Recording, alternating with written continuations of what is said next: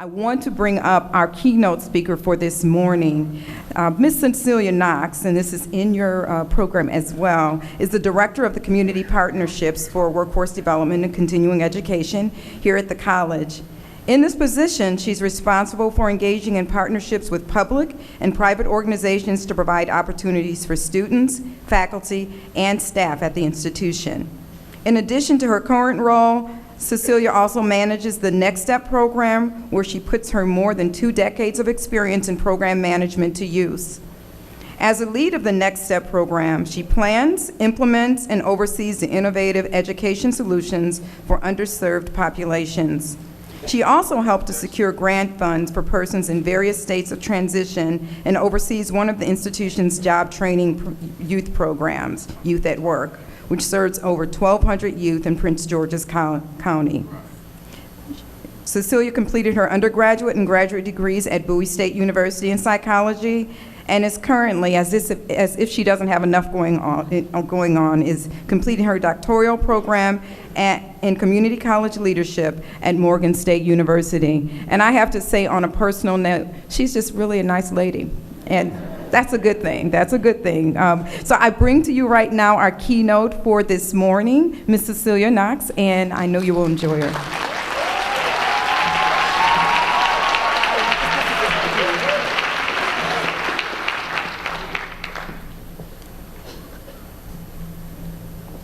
So good morning, colleagues.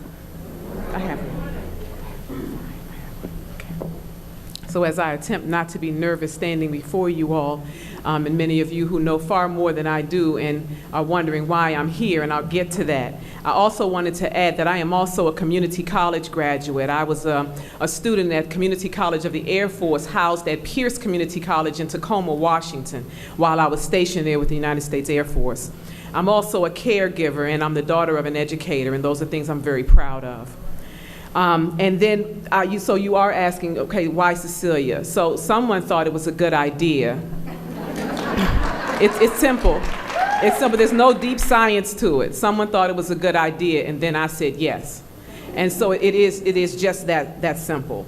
And then the other piece is that I'd like to believe that my experience with moving individuals from what I would say were just very challenging situations into thriving careers is another reason that I'm here. And that my passion for seeing people's lives transform is another reason I'm here. And not to say that that's not true for all of us, because I believe that it is. I arrived on this campus 14 years ago on a 1-year contract. I'm still waiting for someone to let me know when that's over. And over that 14 years, I found that there's an amazing level of magic that occurs here in the level of innovation and the persons who are committed to education across the campus. And I'm just really proud and glad to be a part of it. My top topic today is the future of community colleges. But this is the thing, I want to start from a very particular perspective. There's a phrase that you all may be able to help me complete, and you know where it comes from. It says, we, the people, in order to form, right? The first word is we. And when we talk about the future of community colleges, we're not talking about something we're going to find on page 36 of a textbook, or some article online, or some webinar, or some TED Talk. It's about what we're going to find inside ourselves that's going to move us from what we used to do to what we need to do, so that we can make sure that people who want to do what we're doing or more can do it.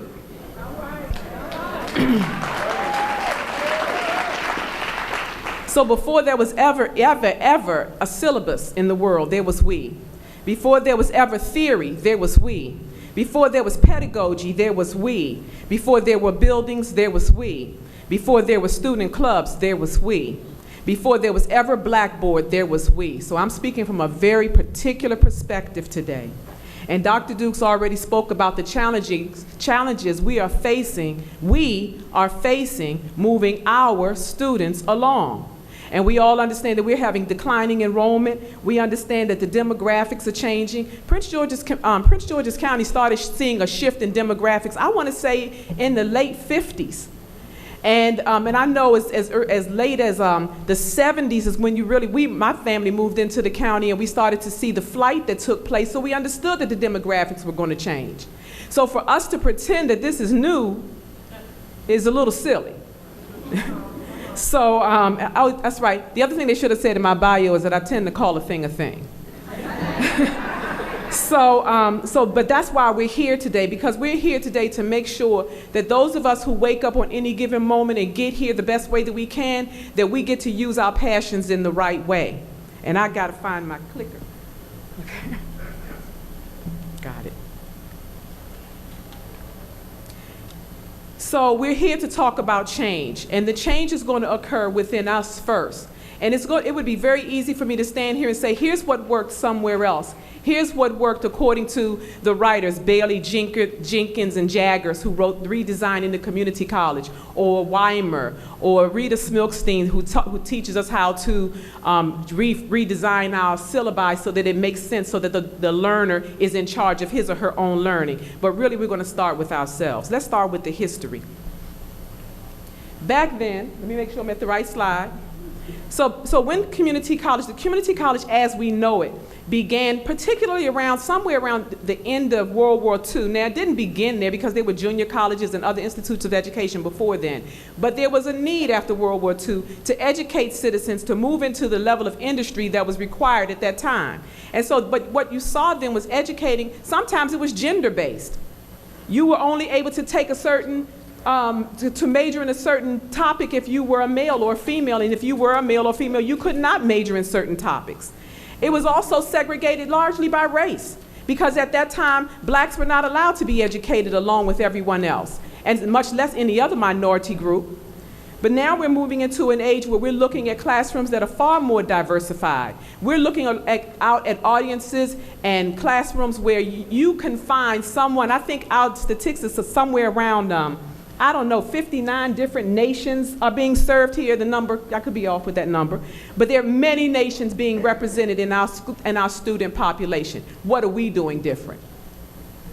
Community colleges at its design is open access and affordable opportunity. It is not the, can I make it? Am I going to make it? Am I good enough? Am I enough to be in this environment? It is, I want to do this. I'm waking up, I want to know how, and I need you to show me how. And we get to show that student the how. Now, again, Bailey, Jenkins, and Jaggers have written a book that Dr. Dukes so graciously shared with the administrative staff. And we had the pleasure, and this is my little shout out to Cohort 40, of reading the book ahead of time. So we really love the text and understand there's a great wealth of information found there. But one of the things that the writers say is that there's no lack of enthusiasm, dedication, and skill found in the community college setting. That's not the issue. The issue is not that we're not here for the right reasons. The issue is that we have not directed ourselves in a consistent fashion to get the outcomes that we desire.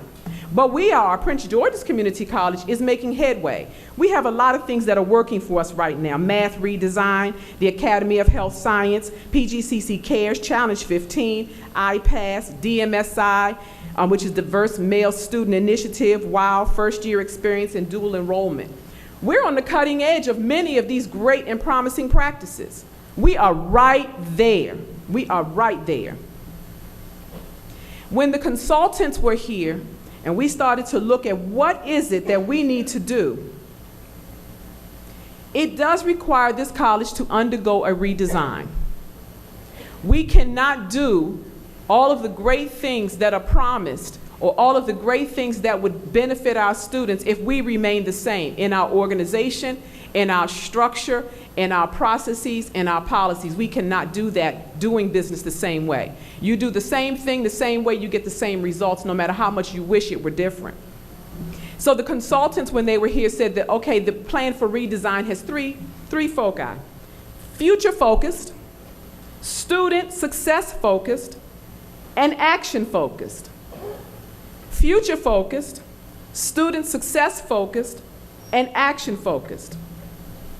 And what we're asking you for today as you go move throughout your workshops is that you become a willing participant in the process. And I believe now you're looking at a young friend of mine named Hanif. I've known Hanif since he was 8 years old. When he graduated from high school about 3 years ago, he went to the local community college in the city in which he lives, and he tested. He went to the testing center, took the placement test, placed into developmental courses, tested again, placed into developmental courses. They allowed him to test the third time. He placed into developmental courses, but they would not allow him to enroll based on his scores. He has sisters who graduated university, his parents graduated university, and here he is, not able to enter the community college. Well, his parents were able to use their resources to get him connected with the local university. And the local university took him in and gave him an opportunity. This young man is in his 3rd year at university, maintaining well over a 3.0 GPA, has joined a fraternity, and this picture was taken after he and a group of his students finished the yoga class that he teaches on campus. He was crowned Mr. Blue and White. So in 3 years, he's finishing university. But we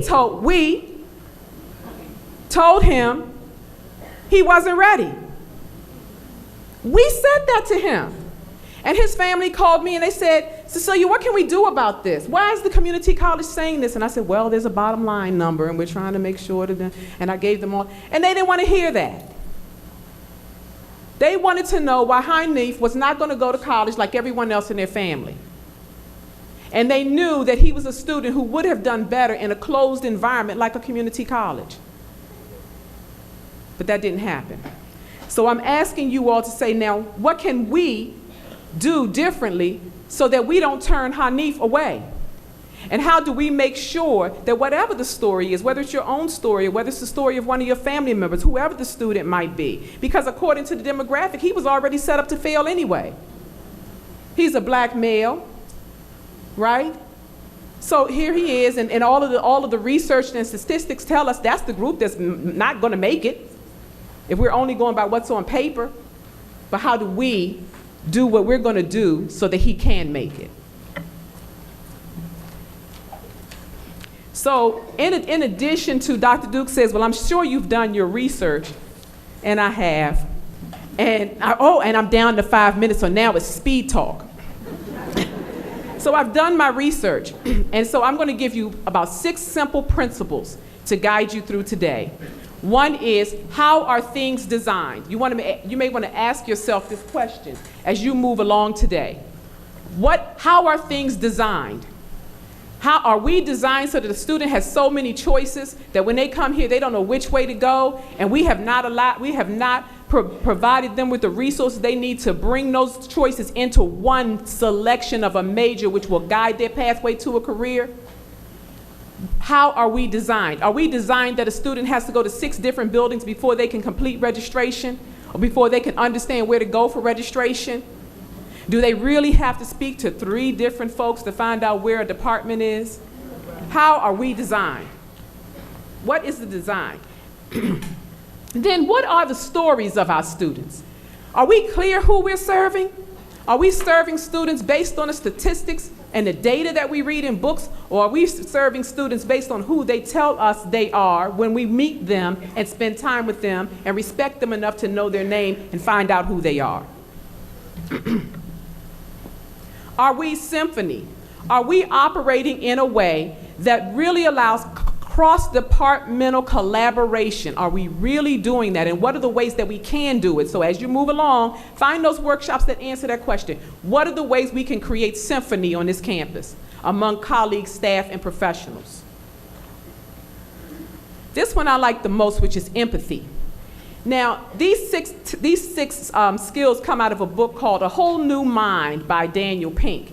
But these principles overlay the same practices that Bailey, Jenkins, and Jaggers talk about in redesigning the community college. But empathy is that place where is the institution and its leadership prepared to allow us to be learners?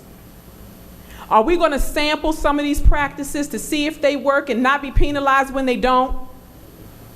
Are we really going to be able to put ourselves in a position where something is tried just for the sake of trying to see if it'll work because it's a far-off chance that it just might, even though there may be a million reasons why it may not? Are we going to allow people to invest the 10,000 hours of sampling that is in, what's it, Malcolm Gladwell's Outliers, right? 10,000 hours were invested in this before I became an expert. The 1,000 tries that it took the Wright brothers to get a plane in the air. Are we really going to be empathetic enough in this process to allow us to grow? And then at the end of all things, are we going to have fun with this and enjoy it and bring passion to the work that we do? Because see, this is the thing. This is not work that you do. I'm certain, and I've heard some of you say, and I may say it on occasion myself, we don't do this because we want to get paid. Right? We get paid and we're grateful. But this is not that work. This is work you enter into because you are passionate. And this is work that you enter into because that passion can be transferred to another person. And if it's gotten to the place where there is no passion, employment is a choice. So don't bring that misery here, because the rest of us are just trying to make it.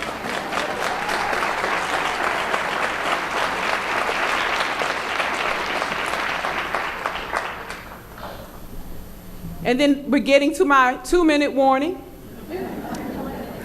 1 minute. So Tammy's, okay, 1 minute. And then meaning. This last principle is meaning.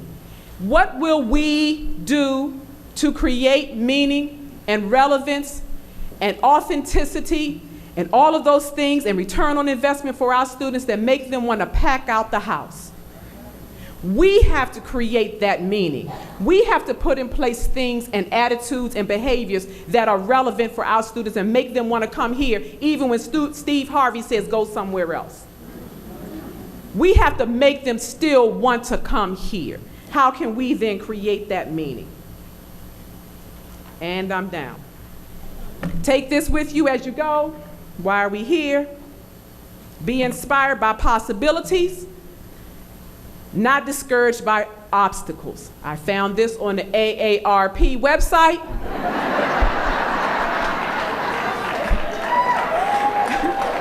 So that gives you a little bit more about my background. And I thank you.